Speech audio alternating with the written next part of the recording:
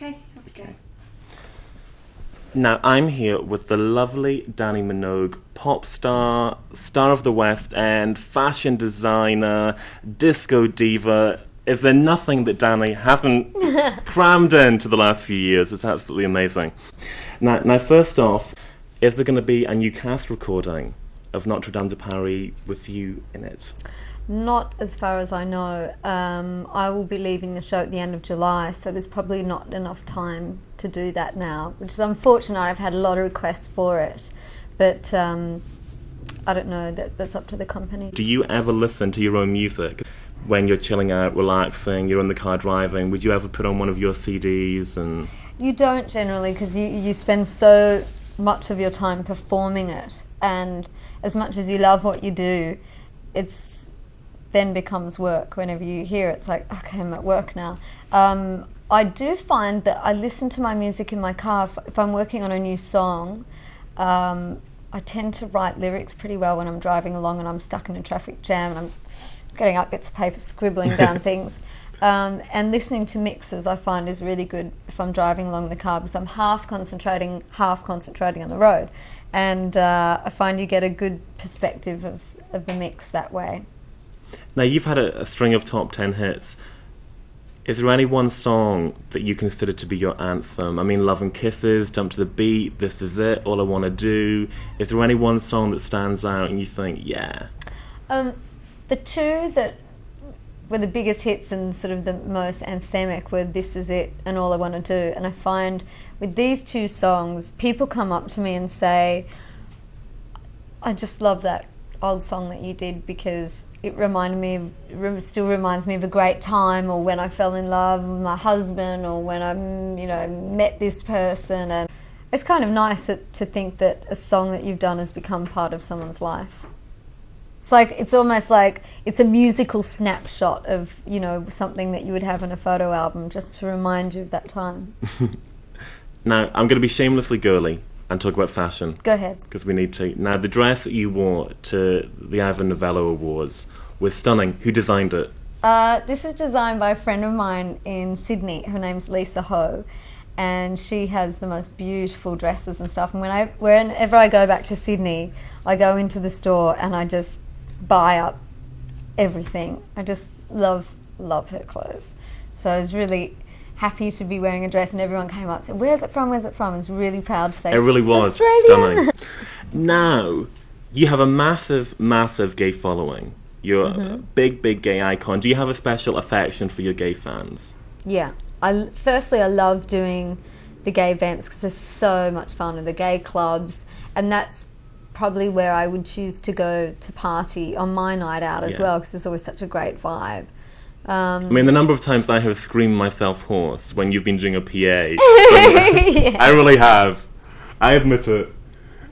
I've had some really good fun. And, with the concerts that I've done, especially like at the venue GAY here in London, I'll do special things and wear, silly costumes, or do things because I think that crowd understands having a good laugh and a good joke. It's not all about the whole serious pop promo. And I kind of feel like when I go into those clubs, even if I'm just partying or if I'm doing my own show, I can kind of explore who I want to be. And I think that seems to be the whole vibe of gay clubs for anyone who goes. You can just go there and be who you want to be. It can be very freeing and very liberating. You can kind of experiment a little bit. Yeah. I can't leave without asking the very, very, very, very important questions, and it's a topic that's very close to my own heart, Dannii, and that's boys. Boys, boys, boys, and more boys. What is your idea of a romantic night out? I kind of think romance is whatever. It's whatever you make it. And for me, in Australia, you can have a romantic evening. You just get some takeaway fish and chips and go and sit by the beach and watch the sunset. I've had some amazing dinners when I've been taken to the best restaurants, 3 Michelin star restaurants, and that's beautiful also. But I think it's all just in the moment, in the eye contact and in the conversation. Would you ever ask a guy out on a date? If there's a guy you've got your eye on, will you kind of say, oh, to hell with that, I'm not going to hang around and wait for him, he's never going to ask me out? I'm very much the Australian girl, and of my British girlfriends over here always surprise me how reserved they are with men, and you're just like, ugh, honey, just go for it. It's Australian girl thing. It's how I've been brought up, not to be shy. I mean, I've been asked out by guys too, but I think, a bit of equality works both ways. You and Kylie's on tequila gold, you're perhaps on vodka. Right. Who would lead who astray? If one of you is going to misbehave and kind of, lead the other one into uncharted territory, who would it be? Is Kylie the minx, or is it you that's going to kind of upset the apple cart and be a bit naughty? Well, the thing that's really weird about us is that if I'm on a real sort of binge party mode, she will be on a complete health trip, and vice versa. She starts going mental, I'll suddenly be like, right, I'm off to the gym in the morning and I'm staying at home and I'm going to bed early. My favourite experience with her was when she was living in Paris, and I went to visit her, and we were going out for dinner, and there must have been 20 people at this long, long table. And not completely innocent, but, it's my older sister's taking me out, and she says to me, right, we're all doing tequila slammers, and I was like, tequila, what? I've never even tasted tequila before, and I said, what is it? And she said, you have to have it, and I thought, it sounds a bit scary, sounds a bit too strong for me. And you were an innocent abroad, being led astray. Everyone else at the table did one, and then there's this pressure from all of these French people who didn't know me saying, come on, do it. So eventually I did this tequila slam, and I was like, wow, that was brilliant. Another one, thank you.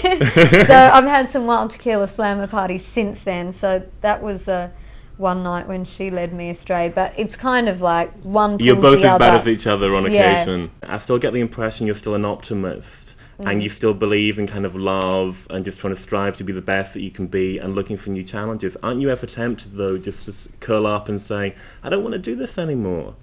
I've had quite a few moments like that, and I'm lucky to have an amazing family who I've always been able to turn to. And there's times where you want to be able to pull off your face and not be the person that everybody knows. But of course, once you're famous, you can never go back from that unless you move to a country where people don't know you. And there's some days where it just gets too much, and you want to you think it's a great idea to just go live on a farm where nobody will know where you are, but of course that wouldn't work, and it wouldn't really satisfy me at the end of the day. But yeah, I think it's my family that are always there for me. I definitely do have down moments, but I take the challenges of life, I try to take them with a smile, because that's what life's about. It's a roller coaster. This is maybe a difficult question for you, because it's, you're living, it's your life, so it's kind of subjective. But, quite often in the press, you're labelled as difficult or the prima donna. Yeah, I'd much prefer to live my life and be proud that when I needed to stand up and say something for myself that I did, but it definitely can backfire in this industry. But then again, I try and think about it, and if I would just sit there and smile at all of those opportunities where somebody's attacking me or something that I don't agree with, it would go the other way, and they would say, oh, isn't she just a weak, nothing person? Whatever slight personality thing you have is, when you're in the public eye, it's magnified and it's all blown out of proportion. Yes, I'm a strong person. Yes, I'll stand up for myself. Yes, I'm not going to take any crap, but it doesn't mean that I'm like that all the time. I really do have a soft centre, and really don't want to be the tough person. Unfortunately, I'm like that because of the situations that I'm put in most of the time. So it's kind of, I try and show people the real person that I am, and if people don't like it, they don't like it. But I'm not going to become someone else.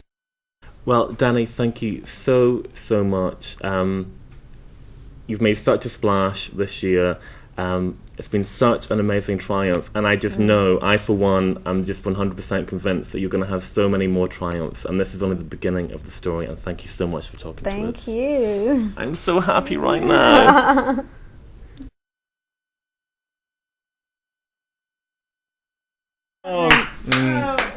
Thank you.